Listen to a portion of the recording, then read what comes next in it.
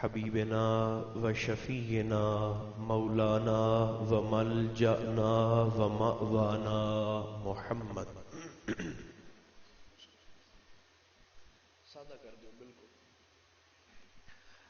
رسولہ النبی الکریم الامین المکین الحنین الرؤوف الرحیم وعلى آلہ الطیبین الطاہرین وعلى صحبہ اجمعین اما بعد فاعوذ باللہ من الشیطان الرجیم بسم اللہ الرحمن الرحیم فاقصص القصص لعلہم یتفکرون صدق اللہ مولانا العظیم۔ محبت اجازت دے تو سبھی احباب خلوص کے ساتھ درود و سلام پڑھیے۔ الصلاۃ والسلام علیک یا رسول اللہ، الصلاۃ والسلام علیک یا حبیب اللہ، الصلاۃ والسلام علیک یا نعمت اللہ، وعلی آلک و اصحابک سیدی یا حجت اللہ۔ آواز بتاؤ یہ دی۔ اللہ تبارک و تعالی جل مجدہ العظیم کی حمد و ثنا حضور نبی محترم رسول محتشم رحمت عالم صلی اللہ علیہ وآلہ وبارک وسلم کی ذات بے کس پناہ پہ بے شمار ہدیہ درود و سلام کے بعد میرے عزیزو، اللہ رب العزت کا شکر ہے جس نے ہماری گردنوں میں غلامی مصطفیٰ کا پٹا عطا فرمایا۔ ہمارے عزیز فوجی صاحب اور آپ تمام دوست مبارکباد کے مستحق ہیں جنہوں نے ماہ رسول میں اللہ کی عطا کردہ توفیق سے ذکر خیر کا یہ خوبصورت اہتمام کیا ہے۔ میں مبارکباد پیش کرنے کے ساتھ ساتھ دعا گو ہوں رب ذوالجلال اس عظیم ذکر کے وسیلہ سے جلسے کو سجانے والے اور محفل میں آنے والے تمام دوستوں کو اپنے کرم کے مطابق اجر عطا فرمائے۔ اس حاضری کو ہمارے گناہوں کا کفارہ بنا کر اللہ ہم سب کا خاتمہ ایمان پر فرمائے۔ 12:30 بجے تک میرے پاس وقت ہے۔ آپ کی خدمت میں چند ضروری گزارشات عرض کر دیتا ہوں۔ جو بات کو سمجھنے والے دوست تشریف فرما ہیں وہ اپنی توجہات کا مرکز حضور کے منبر کو بنائیں گے۔ گمراہی کے سمندر میں تھپیڑے کھانے والی انسانیت جہاں پہنچ کر سکون محسوس کرتی ہے، ہدایت کے اس جزیرے کو مصطفیٰ کہتے ہیں۔ تشکیک و ابتلا کی ماری ہوئی انسانیت، دکھوں کی ماری ہوئی انسانیت جس ماحول میں پہنچ کر اطمینان کا سانس لیتی ہے، اس ماحول کو محفل ذکر مصطفیٰ کہتے ہیں۔ اس کی وجہ یہ ہے کہ یہ وہ در ہے جہاں منصب دیکھ کر خیرات نہیں دی جاتی، بلکہ انا خیات الحسنین کا جملہ ہمیں بتاتا ہے کہ اس دروازے پر عہدہ نہیں بتایا جاتا بلکہ نوکری بتائی جاتی ہے۔ اب 2-4 دوستوں نے توجہ کر لی ہے تو مجھے بات کرنے میں آسانی ہو جائے گی۔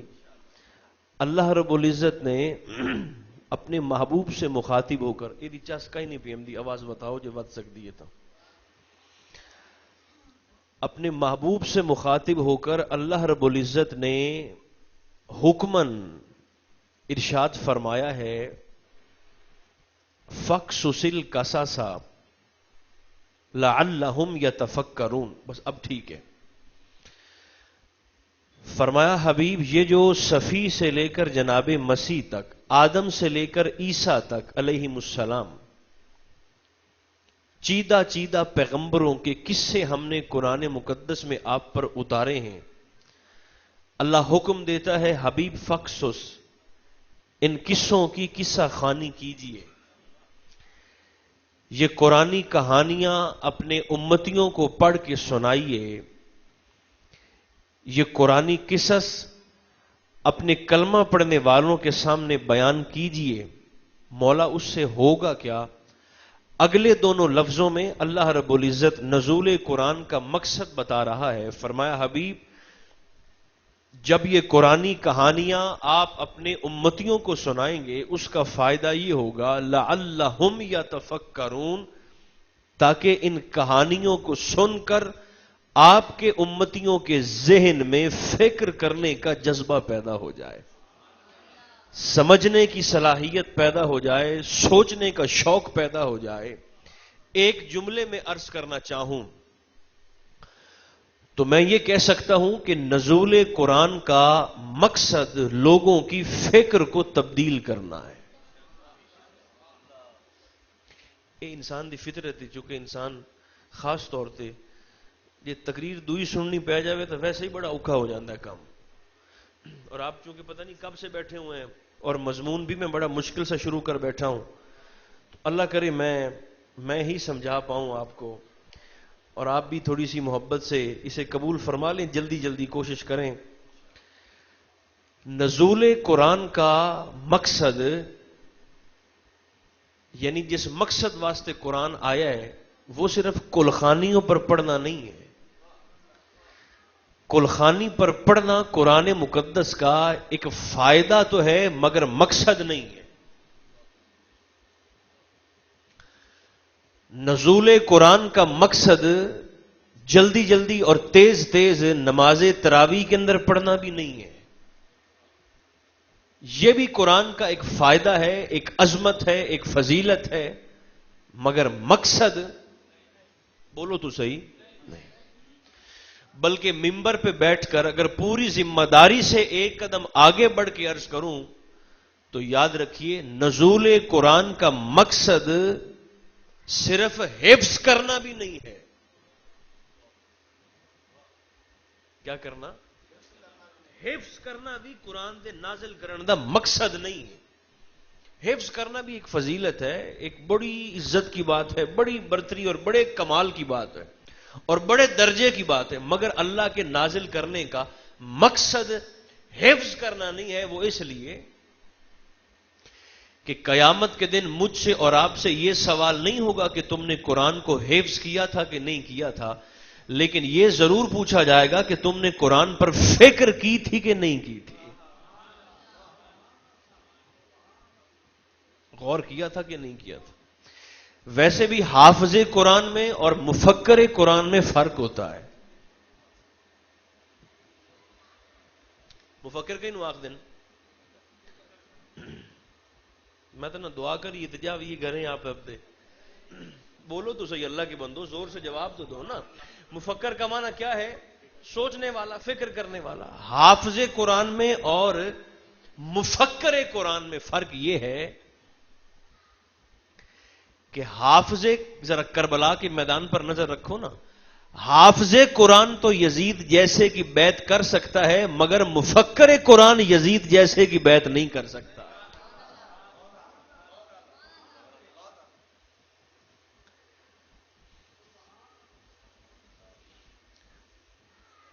نزول قرآن کا مقصد لوگوں کی سوچ کو بدلنا تھا۔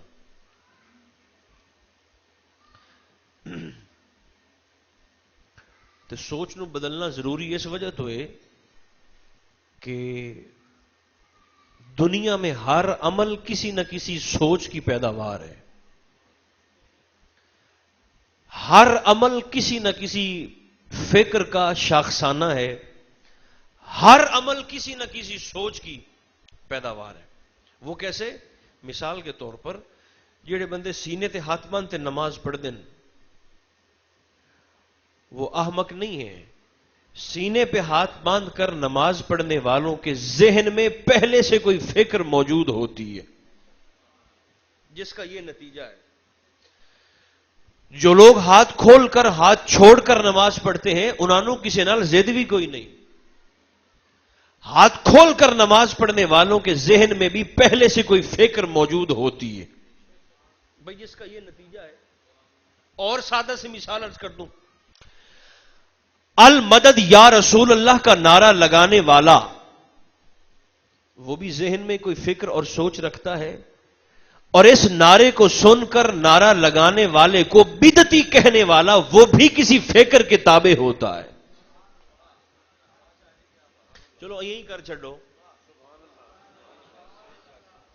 ہر عمل یاد رکھو، دنیا میں ہر عمل کسی نہ کسی سوچ دی پیداوار ہے۔ وضو کرتے مسجد دی صف تے آتے نماز پڑھنے والا وہ بھی ذہن میں کوئی فکر اور سوچ لے کے آیا ہے، اور ہاتھ میں G3 کی رائفل اور مشین گن پکڑ کر آ کر انہی نمازیوں کو نیوزی لینڈ کی طرح شہید کرنے والا وہ بھی ذہن میں کوئی فکر اور سوچ لے کے آیا ہے۔ ہر عمل کسی نہ کسی فکر کی پیداوار ہے۔ سوچ بدلے تو عمل بدل جاتا ہے، فکر بدلے تو عمل کا نتیجہ بھی بدل جاتا ہے۔ اب جو دوست صرف بیٹھے نہیں ہیں بلکہ حاضر ہیں، اسی فکر کی اہمیت کو سمجھنے کے لیے یہیں پر بیٹھے بیٹھے ذرا ماضی کے دریچوں میں جھانک کر دیکھیے، آپ کو سوچ کی اہمیت کا پتہ چل جائے گا۔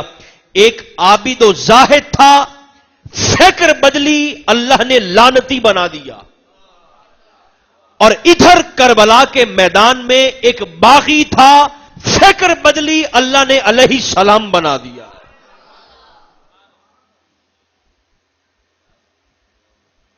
تو سنکے سمجھ دیو ابلیس تے لعنت او دے عمل دی وجہ تو ہوئی ہے۔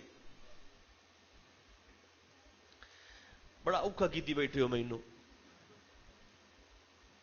ابلیس پر لعنت اس کے عمل کی وجہ سے نہیں، عمل تا او دا بظاہر ایڈا شاندار آ کہ رب کریم کی بارگاہ میں کہتا تھا مولا آج تک تجھے سجدہ کیا ہے، صبح قیامت تک بھی مہلت دے گا نا مولا تو صرف تجھے سجدہ کروں گا، تے تینوں تا ایڈا مننا جے تو وہی آنکھ سے تامی کسی ہور نو نہیں کرنا، تینوں تا ایڈا میں من گیا اگر تو بھی حکم دے گا نا سجدے کا تو بھی کسی اور کو نہیں کروں گا۔ عمل تو اس کا فوجی صاحب بظاہر اتنا زبردست تھا، بظاہر، مگر اس کی سوچ بدلی۔ اچھا سوچ کیسے بدلی؟ آدم علیہ السلام کو پیدا فرما کر اللہ نے فرمایا جھک جاؤ، سارے جھک گئے، یہ کھڑا رہا۔ بے نیاز نے فرمایا تو نہیں جھکتا۔ اب اس عابد و زاہد کی سوچ بدل رہی ہے، رب کریم کی بارگاہ میں کہتا ہے مولا خلقتنی من نار و خلقتہ من طین، مجھے آگ سے بنا دیا ہے، آگ اوپر کو اٹھتی ہے، بلندی کا استعارہ ہے، اسے خاک سے بنا دیا ہے، خاک نیچے رہتی ہے، پستی کا استعارہ ہے۔ فکر بدلی اور بکنے لگا، کہتا ہے مولا تو ایک اعلیٰ کو ادنا کے سامنے جھکانا چاہتا ہے، ایک برتر کو کمتر کے سامنے جھکانا چاہتا ہے۔ اللہ نے فرمایا تیری فکر پر لعنت ہے۔ مولا ہوا کیا؟ فرمایا اگر میں کسی اعلیٰ کو ادنا کے سامنے جھکا دوں تو میں عدل کرنے والا رہتا ہی نہیں ہوں۔ فرمایا یہ بات میرے عدل کے خلاف ہے، کسی برتر کو کمتر کے سامنے جھکا دوں، کسی اعلیٰ کو ادنا کے سامنے جھکا دوں۔ فرمایا چونکہ تیری سوچ میں عادل نہیں رہا، اللہ نے لعنتوں کا توق گلے میں ڈال کر دھتکار کے بارگاہ سے نکال دیا۔ خدا را اے اگلا جملہ سنتے جڑے سمجھن والے بیٹھے ہو زبانہ کھولے آئے، عابد و زاہد تھا، فکر بدلی اللہ نے لعنتی بنا دیا۔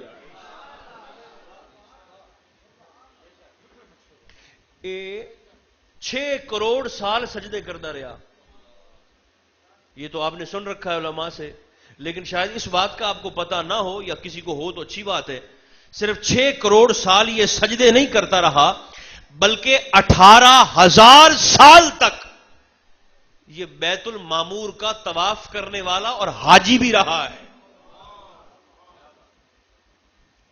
ابلیس کی گل کرتا پیا، 18,000 سالہ حاجی بھی ہے۔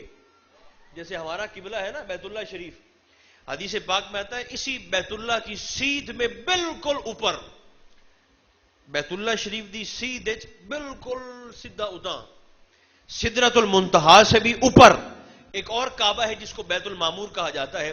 جیسے ہم یہاں طواف کرتے ہیں، اس کعبے کا طواف اللہ کی نوری مخلوق کرتی ہے، وہ نوریوں کا قبلہ ہے بیت المعمور، اور اس کے خطیب کا نام ہے جبریل امین۔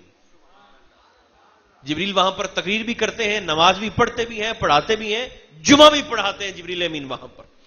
18,000 سال ایسے طواف کرتا رہا، مگر کدے کدے اس گل تے مینوں اور تانوں غور کرنا چاہیے کہ ایڈا پرانا تے پکا ساجد تے نمازی تے حاجی ایک لحظے چ لانتی بن گیا ہے. اس کی وجہ اس نے کہا تھا انا خیر منہ. اس نے کہا تھا میں اس سے بہتر ہوں. کیا کہا تھا؟ میں. علماء تفسیر فرمیندے ایڈے پرانے عابد و زاہد تے حاجی نو ایک میں لیتے بہ گئے. میں اپنے ملتان دے علاقے حافظ فتح محمد صاحب وصال ہو گیا. حافظ فتح محمد صاحب انہاں جس لئے قرآن مقدس دا اے مضمون پڑھیا نا کہ یہ ابلیس ایک میں کی وجہ سے مارا گیا ہے، اتنا ڈر گئے کہ فیصلہ کیا میں آج کے بعد یہ لفظ میں اپنی زبان پہ نہیں لاؤں گا. حافظ فتح محمد صاحب لفظ میں اپنی زبان پہ میں نہیں لاؤں گا. ایڈی بیڑی شے. جب یہ لوگوں میں بات پہنچ گئی تو وہیں ملتان شجاعت کے علاقے میں ایک بد مذہب تھا. اس نے کہا یہ ایسے سنیاں دے مولویاں دے پیراں دا ڈھونگے یہ کیوں ہو سکتا ہے کہ میں انہاں دی زبان تے میں دا لفظ نہ آوے. اس نے اپنے 10 12 14 ساتھیوں کو تیار کیا کہ میرے ساتھ چلو، میں تمہیں حافظ صاحب کی زبان سے یہ میں کا لفظ نکلوا کے دکھاتا ہوں تاکہ ان کا ڈھونگ تو ختم ہو نا. اچھا وہ 12 14 ساتھی بھی اس کے ساتھ آ گئے. وہ بھی آ گیا. نماز کا وقت تھا. حافظ صاحب قبلہ مصلی پر بیٹھے تھے. وہ آ کر پیچھے بیٹھ گیا. اس نے کہا جی مسئلہ پوچھنا ہے. آپ نے فرمایا پوچھو. وہ آندہ ہے حافظ صاحب یہ دسو بھئی ابلیس کو کس وجہ سے وہاں سے نکالا گیا تھا؟ کس وجہ سے نکالا گیا تھا ابلیس کو وہاں سے؟ حافظ صاحب ہنس پے. آپ نے فرمایا پہلے نماز پڑھ لیں پھر تجھے اس مسئلے کا میں جواب دیتا ہوں. اس نے کہا ٹھیک ہے. آپ نے نماز پڑھائی، سلام پھیرا، سلام کے بعد دعا کے لیے ہاتھوں کو اٹھایا اور دعا مانگنے کے بعد جیسے ہی اپنے ہاتھ اپنے چہرے پر پھیرے آپ نے فرمایا بھئی وہ مجھ سے مسئلہ کس نے پوچھا تھا؟ وہ کھڑا ہو گیا. اس نے کہا جی میں نے پوچھا تھا. میں نے. جب اس کی زبان سے میں نے کا لفظ نکلا نا آپ نے فرمایا اس بدبخت نو بھی اسے شے مروا چھوڑیا. میں کا لفظ یاد رکھو سوچ بدلے تو بندہ ایک لمحے میں لانتی ہو جاتا ہے. اب ذرا کربلا کے میدان میں بھی آ جاؤ. ایک باغی تھا اس کی فکر بدلی، اللہ نے ایک لمحے میں علیہ السلام بنا دیا ہے. اس باغی کا نام بھی آپ جانتے ہیں لیکن جانتے بھی ہوتا ہمیں تو کیڑا بولنا ہے. جناب ہر. آج بھی سرکار ہور کے مزار پر حاضر ہوں تو اتنے بڑے جلی حروف سے علیہ السلام لکھا ہوا ہے سرکار ہور. اچھا اب اس باغی کی سوچ کیسے بدلی ہے یہ بھی جلدی سے قبول فرما لیں. 10 محرم الحرام کا دن تھا اور صبح کوئی ظہر سے پہلے 10-11 بجے کا وقت ہوگا اور جناب ہور اپنی انگلی کے ساتھ کربلا کی ریت پر ایسے بیٹھے لکیریں بنا رہے ہیں. ایک شامی سپاہی آپ کے پاس آیا اور کہنے لگا ہور کیا کر رہے ہو؟ آپ نے یہی جواب دیا. فرمایا فکر کر رہا ہوں. اس نے کہا کیا فکر کر رہے ہو؟ آپ نے فرمایا سوچدا اے پیاں کہ دن میں 5 مرتبہ وضو کر کے مصلی پہ آ کر اتحیات میں تشہد میں بیٹھ کر میں جس حسین پر درود بھیجتا ہوں یہ 3 محرم کو میں نے اسی حسین کا راستہ روکا تھا. اب باغی کی سوچ بدل رہی ہے. ادھر حسین پر درود بھیجتا ہوں، آل ابراہیم کہو تو بھی حسین پر درود ہے، آل محمد کہو تو بھی حسین پر درود ہے. ادھر میں حسین پر درود بھیجتا ہوں نماز بیٹھے 5 دفعہ دن میں، اور ادھر میں نے 3 محرم کو لاؤ لشکر کے ساتھ اسی حسین کا راستہ روکا تھا. شامی سپاہی کہتا ہے اچھا پھر سوچا کیا ہے؟ اے جا کپڑا ہور دے کول. کپڑا ہاتھوں پہ ڈالا اور شامی سپاہی سے کہتے ہیں اس کپڑے سے ذرا میرے دونوں ہاتھوں کو تو باندھو. ایسے باغی کی سوچ بدل رہی ہے. اس نے ہاتھوں کو باندھا. بندے ہوئے ہاتھوں کے ساتھ جناب ہر خیمہ حسین میں حاضر ہو گئے. میرے اور آپ کے امام نے کھڑے ہو کر استقبال کیا. پوچھا ہر کیسے آئے ہو؟ ہاتھ بندے ہیں باغی کے. کہنے لگے آقا معافی مانگنے کے لیے آیا ہوں. امام دا فرمان سناتے توڑے چہرے ویکھ لواں اللہ کہیں نو کوئی نو بولن دی توفیق دیتی ہے. ہاتھ بندے ہیں ایسے سرکار ہور کے. کیسے آئے ہو؟ حضور معافی مانگنے آیا ہوں. امام مسکرائے فرمایا ہور معافی تو 3 محرم کو ہی ہو گئی تھی. جناب ہور کے چہرے پر حیرت کے آثار آئے. کہنے لگے حضور 3 محرم کو تو میں نے بدبختی کی تھی, راستہ روکا تھا, آپ کو آگے جانے سے منع کیا تھا لشکر کے ساتھ. حضور 3 محرم کو معافی کیسے ہو گئی تھی؟ امام کے چہرے پر مسکراہٹ تھی. آپ نے فرمایا ذرا یاد کرو جب تو نے میرا راستہ روکا تھا تو میں نے تجھے کیا کہا تھا اور جواب میں بھلا تو نے مجھے کیا کہا تھا؟ کہنے لگے حضور مجھے یاد ہے. فرمایا بتاؤ. اور کہتے ہیں حضور جب میں نے آپ کا راستہ روکا تھا تو آپ نے مجھے مخاطب ہو کر کہا تھا ہور میرے راستے سے ہٹ جاؤ تیری ماں تجھ پر روئے, تیری ماں تیرے غم میں روئے, ہٹا حسین کے راستے سے. فرمایا تو جواب میں بھلا تو نے کیا کہا تھا؟ کہنے لگے حضور میں نے کہا تھا حسین میری ماں تو اس قابل ہے کہ آپ اتنے مردوں کے سامنے بھی میری ماں کا نام لے لیں تو کوئی حرج کی بات نہیں ہے, لیکن حسین اس وقت میرا وضو نہیں ہے اور میں بغیر وضو اتنے مردوں کے سامنے حسین آپ کی اماں جان کو تو نام بھی نہیں لے سکتا ہوں. فرمایا ہور جب تیری زبان سے میری اماں جان کے متعلق یہ کلمات تحسین نکلے تھے میں اسی لمحے سمجھ گیا تھا کہ جس شخص کی فکر میں اللہ میری ماں کا حیا عطا فرما دے اسے پروردگار پھر رحمت سے محروم نہیں رہنے دیا کرتا. میرا خیال ہے ہن میں جملہ بدل دیواں تا سرکار حسین پاک دے ذکر دی برکت نال جڑی روحانیت پیدا ہوئی ہے اس نال محفل اور لوگاں دی سمجھ دے وچ ہور اضافہ ہو گیا ہے. باقی تھا فکر بدلی اللہ نے علیہ السلام بنا دیا ہے. ایڈی اہمیت ہے سوچ دی. فکر بدلے تو عمل بدل جاتا ہے, سوچ بدل جائے تو عمل کا نتیجہ بھی بدل جاتا ہے. کوئی بڑا ہی میرا سادہ جا دوست بیٹھا ہوئے جڑا حالی تھی سوچتا پیا ہوئے کہ پتہ نہیں کہ فکر کیتی بیٹھا ہے تے سوچ کیتی بیٹھا ہے. 100 رسا تے سر تے گڑ. سادہ جی گزارش ہے وے جی مومن رہن دا موڈ ہوئے نا, جی دل کرے کہ میں مومن رواں پیا تو میرے بیلیو اے عقیدہ رکھنا پوسی کہ اساں ہو رہے ہیں تے حضور دا خاندان ہو رہے. کلمہ پڑھن والا ہو رہے تے کلمہ پڑھاون والا فرق ہے.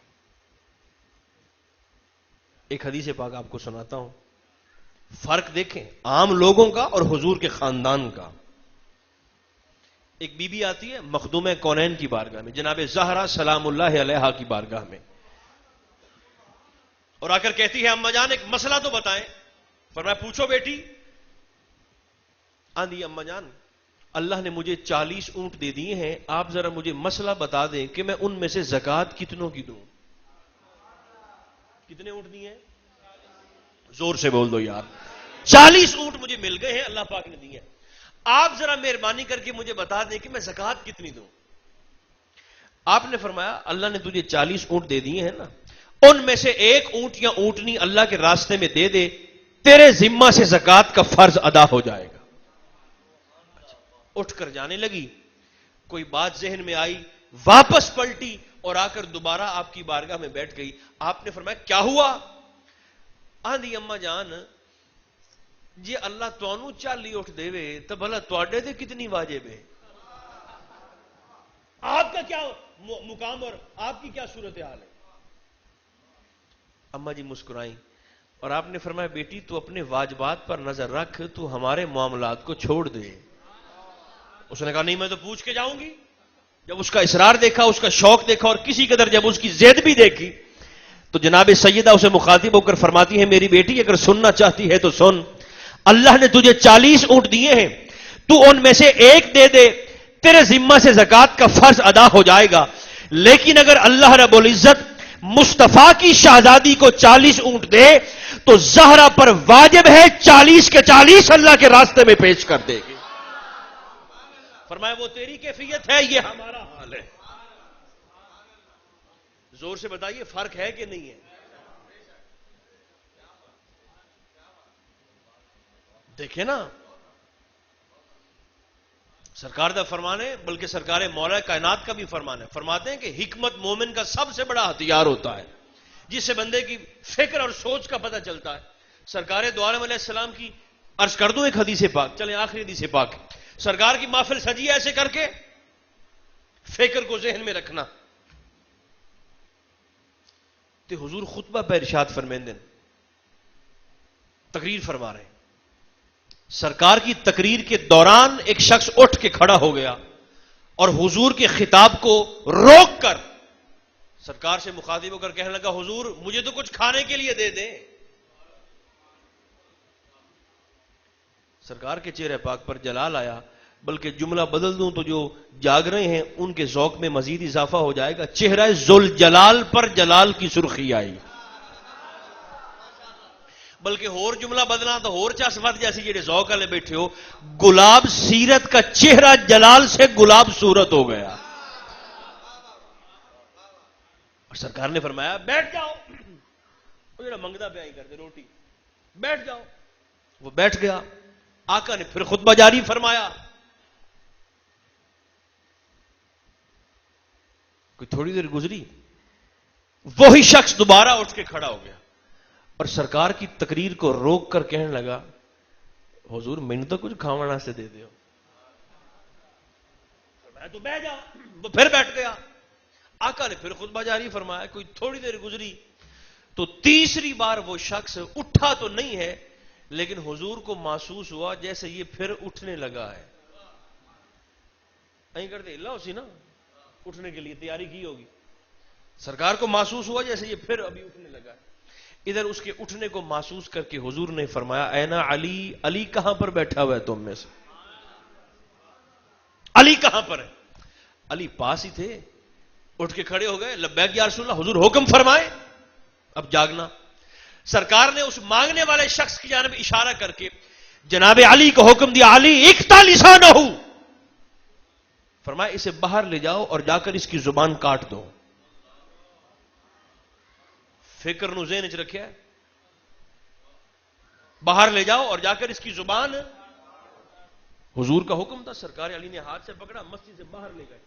اب آپ تصور فرمائیے سرکار کے اس فرمان کا صحابہ کے جلسے پر اثر کیا ہوا ہوگا۔ آقا نے خطبہ مکمل کیا۔ تقریر مکمل کرنے کے بعد حضور علیہ السلام اپنے آستانے پر تشریف لے گئے۔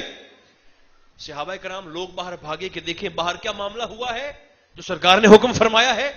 جیسے ہی لوگ بھاگ کر باہر نکلے تو کیا دیکھتے ہیں کہ وہ شخص جس کی زبان کاٹنے کا حضور نے حکم دیا تھا، وہ مسجد نبوی کی ساتھ والی گلی میں یہ کہتا ہوا جا رہا تھا، علی تیرے گھر جیسا گھر کوئی نہیں، تیرے در جیسا در کوئی نہیں، تیرے حسب جیسا حسب کوئی نہیں، اور تیرے نسب جیسا کسی کا نسب کوئی نہیں۔ بولتا ہوا جا رہا ہے۔ پیچھے پیچھے سرکار علی پاک بھی تشریف لا رہے، لوگوں نے اس کو پکڑ کے روکا۔ لوگوں نے کہا یہ کیا ہے؟ علی فرماتے کیا ہے؟ انہوں نے کہا سرکار نے تو زبان کاٹنے کا حکم دیا تھا۔ علی مسکرائے، فرمایا اسے پر تو سرکار تو حکم نہیں دیتا۔ فرمایا تم میں سے کسی اور کو حکم دیا ہوتا نا، تم نے واقعی بیچارے کی یہ والی کاٹ دینی تھی، بولنے والی۔ انہوں نے کہا تو پھر سرکار کے فرمان میں فکر کیا تھی آپ بتا دیں۔ علی پاک فرمانے لگے، اس شخص کا آقا کی تقریر کے دوران بار بار اٹھ کر روٹی کا سوال کرنا یہ بتاتا تھا کہ یہ بیچارہ بھوکا بہت ہے، بھوک نے اس کی عقل پہ پردہ ڈال دیا ہے، انہوں کوئی پتہ تو سر نہیں پہ لگ دی، نبی توحید بیان کر رہے ہیں، آخرت ہے، کوئی دین کا مسئلہ ہے، کوئی دنیا داری کی بات ہے۔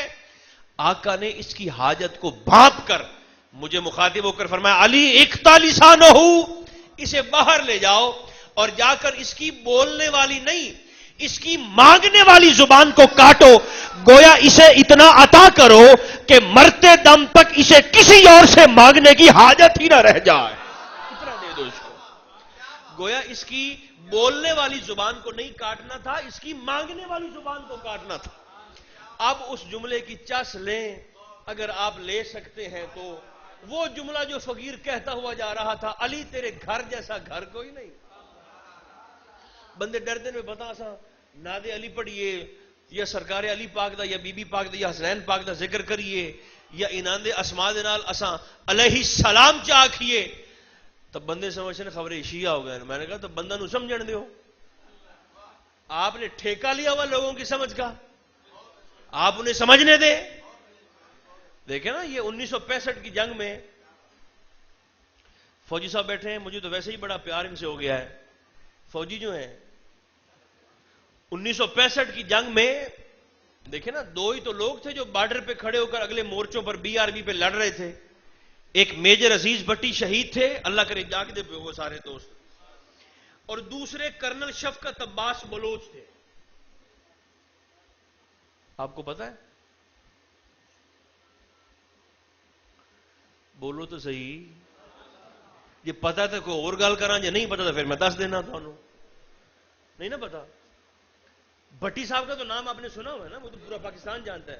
پاکستان کیا پورا ہندوستان بھی جانتا ہے عزیز بٹی شہید صاحب کو. کرنل شفقت عباس بلوچ غازی, ناد علی کو ذہن میں رکھنا, اس پر سنا رہا ہوں میں آپ کو. ایک کرنل صاحب تے آپ دے نال 12 آپ دے سپاہی تے 13ویں آپ 17 دن تک اگلے مورچوں میں کھڑے ہو کر صرف چنے کھا کر اور پانی پی کر بھارتی فوج کے خلاف لڑتے رہے ہیں. اور آپ حیران ہوں گے کہ ان 13 لوگوں نے پوری کی پوری بھارتی بٹالین کو ٹینکوں سمیت جہنم واصل کیا ہے. کرنل صاحب نے 17 دن تک یہ لڑتے رہے. جب جنگ ختم ہو گئی تو ایک صحافی نے انٹرویو کرتے ہوئے کرنل صاحب سے سوال کیا. اس نے کہا کرنل صاحب ذرا یہ راز تو بتا دیں, کرنل شفقت عباس بلوچ غازی کہ تساں 13 بندہ نے پوری بھارتی پلٹون دا بیڑا غرق کیتا ہے بٹالین دا, یہ راز تو ذرا بتا دیں ایسا کیسے آپ نے کر لیا ہے. تو کرنل صاحب بڑے کول ہیں, انہوں نے کہا کوئی راز نہیں ہے, بس سادہ سی بات یہ ہے کہ جب بھی بھارتی فوج ہم پہ حملہ کرتی تھی تو جوابی حملہ کرنے سے پہلے میں اپنے مورچے میں کھڑا ہو کر اپنی زبان سے فقط ناد علی کا وظیفہ پڑھ لیا کرتا تھا. فرمایا میں وظیفہ پڑھتا تھا, کبھی ہمیں مدینہ سے مدد مل جاتی تھی, کبھی نجف اشرف سے, اور کبھی کربلا سے مل جایا کرتی تھی. انہوں نے کہا بس اور کوئی نہیں ہے ہمارا کمال. اس لیے تو جو چشمدید گواہ ہیں بزرگ وہ بتاتے ہیں کہ وہ پھینکتے تھے اور ادھر سے کوئی کیچ کر کے پھر واپس پھینک دیا کرتا تھا. تو دیکھو ناد علی مظہر العجائب تجدہ عونا لک فی النوائب کل ہم و غم سینجلی بے ولایت کا یا علی یا علی یا علی. محدث اعظم ہندوستان فرماتے ہیں کہ مینوں جدن بھی او کی پھادی آئی نا تو میں مغرب کی نماز کے بعد شاہ ولی اللہ محدث دہلوی, شاہ اسماعیل دہلوی دے دادا جان, وہ کہتے ہیں مجھے جب بھی کوئی مشکل پیش آتی تو میں مغرب کی نماز کے بعد صرف 6 قدم نجف اشرف کی جانب چلتا اور ناد علی پڑھتا تھا. ناد علی پڑھنے کی برکت سے اللہ میری ساری ہی مشکلات کو آسان فرما دیا کرتا تھا. تو میرے بھائیوں یہ تو جس سلسلے میں آپ بیعت ہیں, جو آپ کے مشائخ ہیں, جو آپ کے پیر صاحب ہیں, مشائخ اہل سنہ کے ہمارے ناد علی کا وظیفہ بتاتے ہیں. بڑا مجرب وظیفہ ہے, مشکلات سے خلاصی کا. اللہ توفیق دے تو اجازت لے کر پڑھنا چاہیے, چونکہ ہر سلسلے کے وظائف اپنے اپنے ہیں, طریقہ کار مختلف ہے, اس لیے وظائف کی اجازت لے کر تو پھر پڑھنا چاہیے. میرے دوستو یاد رکھیے, فکر بدل جائے, سوچ بدل جائے تو انسان کا عمل بدل جاتا ہے, اور سوچ بدل جائے تو پھر انسان کے عمل کا نتیجہ بھی بدل جاتا ہے. میں بھی کوشش کروں, آپ بھی ہمت فرمائیں, کثرت سے حضور علیہ السلام کی ذات پاک پر درود بھی پڑھا جائے اور سلام بھی پڑھا جائے. اور میں ہمیشہ ہی کہا کرتا ہوں صلی اللہ علیہ وسلم نہیں پڑھنا. حضور فرماتے ہیں لا تصلوا علیہ صلاۃ البترا, توڑا ابتر درود مینوں نہیں چاہیے. آقا ابتر کون سا؟ ان شانئک هو الابتر. حضور ابتر کون سا؟ سرکار نے فرمایا ابتر وہ ہے جس میں میرا ذکر تو ہو مگر میری آل کا ذکر نہ ہو. حضور تو پھر کون سا درود پڑھیں؟ فرمایا درود جو بھی پڑھو لیکن تمہارا درود روضہ حسین سے ہو کر پھر مدینہ کی فضاؤں میں داخل ہونا چاہیے. تو صلی اللہ علیہ وآلہ وسلم اے ہے ساڑے محبوب دا مطلوب درود جس کی آقا نے مجھ سے اور آپ سے ڈیمانڈ فرمائی ہے. چالیاں جو ایک آخر 40 بندہ تھا آپ بیٹھے اس آئیں چالیاں جو ایک آمین قبول ہو جان دیے. خدا کرے یہ حاضری ہمارے گناہوں کا کفارہ بن جائے. جن دوستوں نے فوجی صاحب نے محنت کی ہے آپ تمام دوستوں نے شرکت کی ہے اللہ سب کو اپنے کرم کے مطابق اجر عطا فرمائے. اللہ آج کے مقدس دن کی اور مقدس رات کی برکتیں ہم سب کے شامل حال فرمائے. ہمارے حال پر خصوصی فضل و کرم عطا فرمائے. اللہ میرا اور آپ کا خاتمہ بھی ایمان پر فرمائے. صلی اللہ تعالی علی خیر خلقہ محمد و آلہ و اصحابہ اجمعین برحمتک یا ارحم الراحمین. اللہ قبلہ پیر صاحب نے بھی صحت والی سلامتی والی زندگی عطا فرما. فإنک علی اللہم صلی علی سیدنا محمد و بارک وسلم رب ذوالجلال